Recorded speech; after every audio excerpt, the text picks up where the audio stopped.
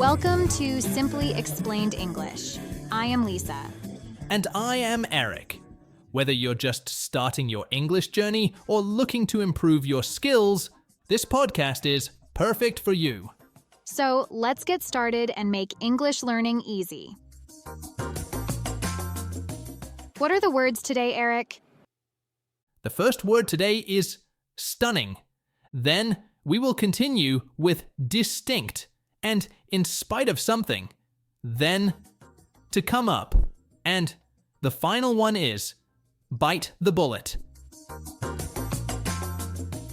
So let's start with the first word. The first word is stunning. Stunning. Stunning. Stunning is an adjective that describes something extremely impressive, beautiful, or surprising. We use it to talk about things that are so amazing they make us stop and look. For example, the sunset over the ocean was stunning. It means that the sunset was so beautiful that it amazed people who saw it. It was really impressive. Exactly. Now it's your turn, Lisa. Okay, here's my example. She wore a stunning red dress to the party. It means that her dress was so beautiful and impressive that everyone noticed it and admired it. Now let's talk about how to use this word.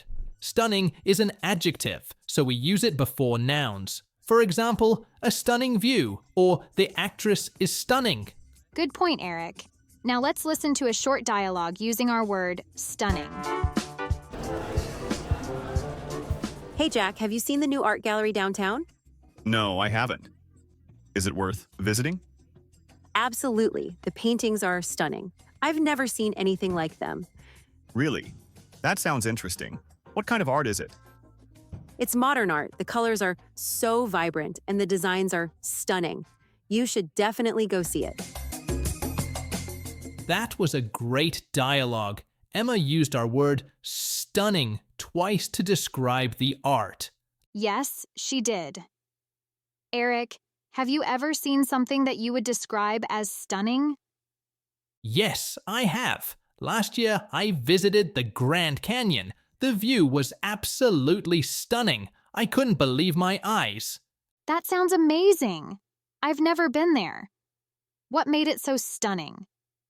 The size of it was incredible, and the colors of the rocks were beautiful. How about you, Lisa? What's the most stunning thing you've seen? For me, it was the Northern Lights in Norway. The colors in the sky were stunning. It was like a magical light show. Wow, that does sound stunning. I'd love to see that someday. Do you think stunning things are always natural, or can man-made things be stunning too? I think both natural and man-made things can be stunning. For example, some buildings or pieces of art can be stunning. That's true. It's interesting how different things can be stunning to different people. You're right. What's stunning to one person might be ordinary to another. It depends on our experiences and what we find impressive. That's a good point, Lisa. It really depends on people's preferences. Well, that's all we have time for with our word stunning. Let's move on to our next word. The next word is distinct. Distinct. Distinct. Distinct means clearly different or separate from something else. If two things are distinct, you can easily see their differences. Oh, I see. Can you give us an example sentence, Eric? Sure, for example, the twins have distinct personalities. It means that the twins who look alike behave in very different ways. One might be quiet and shy, while the other is loud and outgoing. Their personalities are not the same. They are distinct. Thanks, Eric. I'll give the second example. The two paintings are distinct from each other. It means that the two paintings do not look the same at all. They have different colors, styles, and subjects. You can easily tell them apart. They are distinct. Great explanations, Lisa. Now, let's talk about a small grammar point. When we use distinct, we often use it with the preposition from. For example, We say distinct from something. Yes, that's important to know. Now let's move on to our sample dialogue. Wow, Jane, these two paintings are so different. One is full of bright colors, and the other one is very dark. Yes, Tom. They are quite distinct from each other. The first one makes me feel happy, and the second one feels a bit sad. I agree. The styles are distinct too.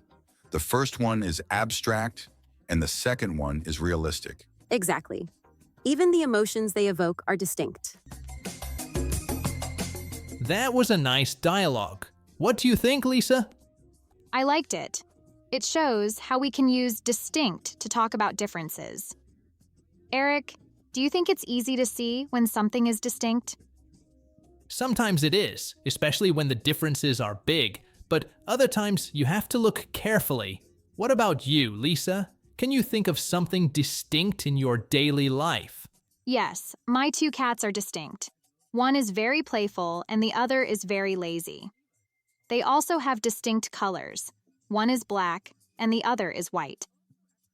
That's a good example. It shows how distinct can describe both behavior and appearance. Exactly. I hope our listeners now understand the word distinct better. Me too. Remember, when you see or feel something is clearly different, you can use the word distinct. Good summary, Eric. Okay, what is the next word, Eric? The next word is in spite of something. In spite of something. In spite of something. In spite of something is a phrase we use to show that something happens even though there is a problem or difficulty. It's similar to despite. For example, in spite of the rain, we enjoyed our picnic. Good example.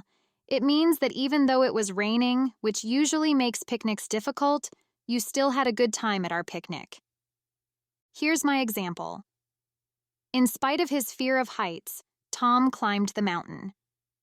This means that Tom was afraid of heights, but he still managed to climb the mountain. Now, let's talk about how to use this phrase. In spite of is always followed by a noun or a noun phrase. If we want to use it with a verb, we need to add ing to the verb.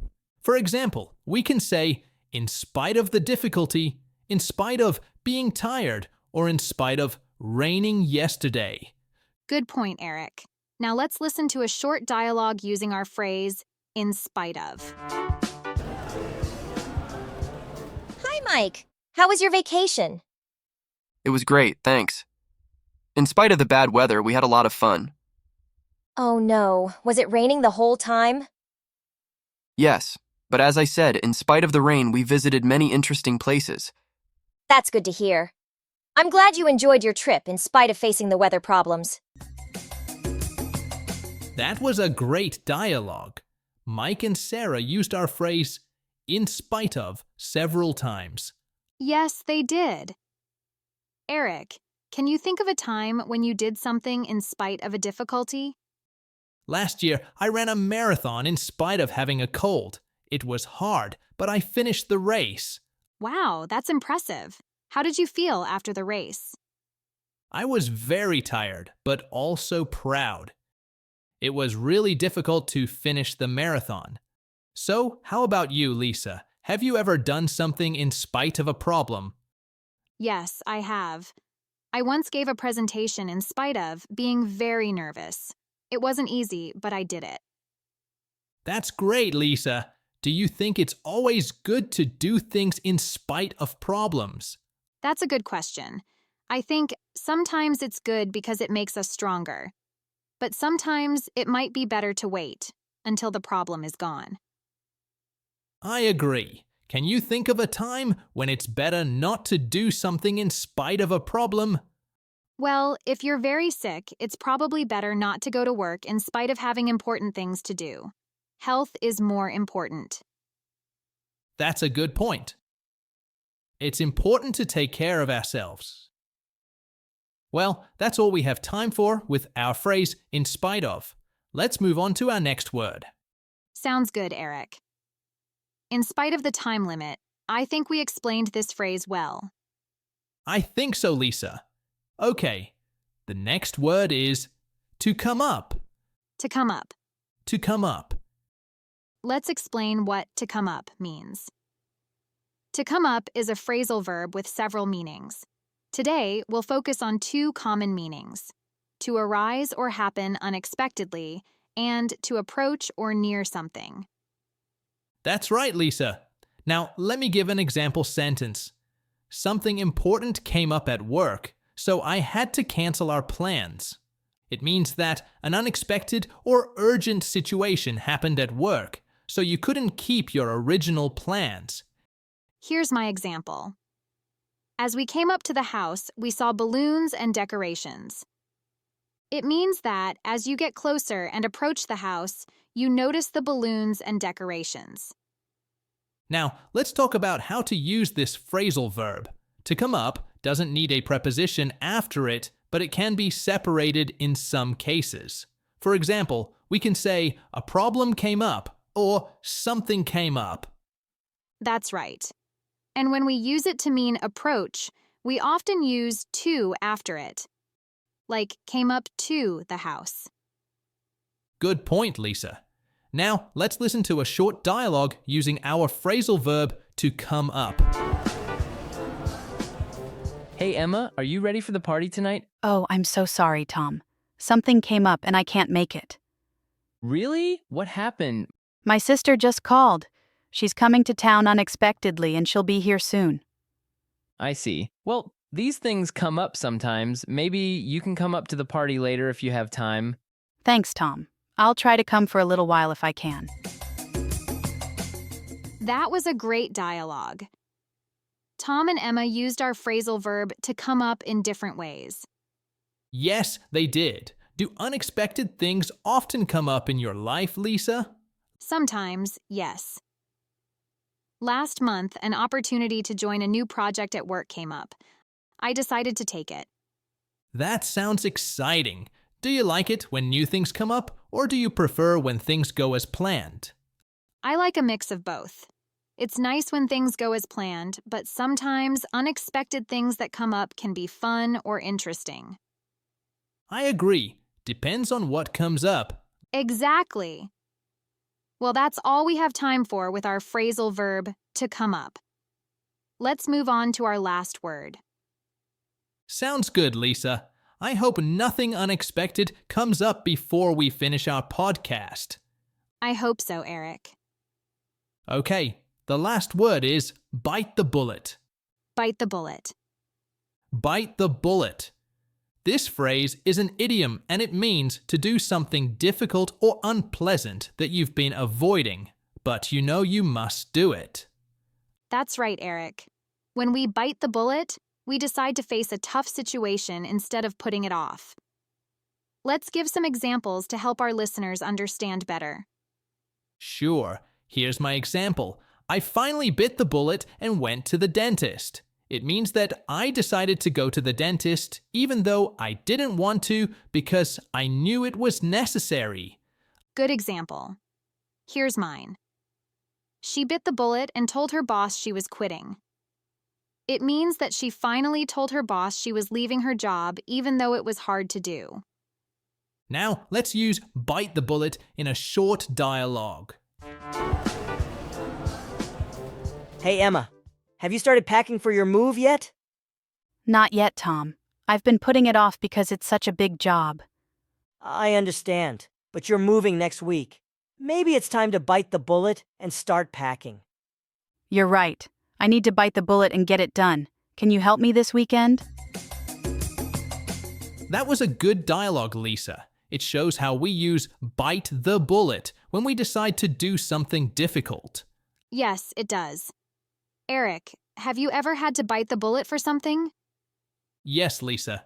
Last month, I had to bite the bullet and clean out my garage. I had been avoiding it for a long time. It was hard work, but I was happy I finally did it. The garage looks much better now. That's often how we feel after we bite the bullet. It's hard at first, but we feel good afterward. Do you think it's always good to bite the bullet, Eric?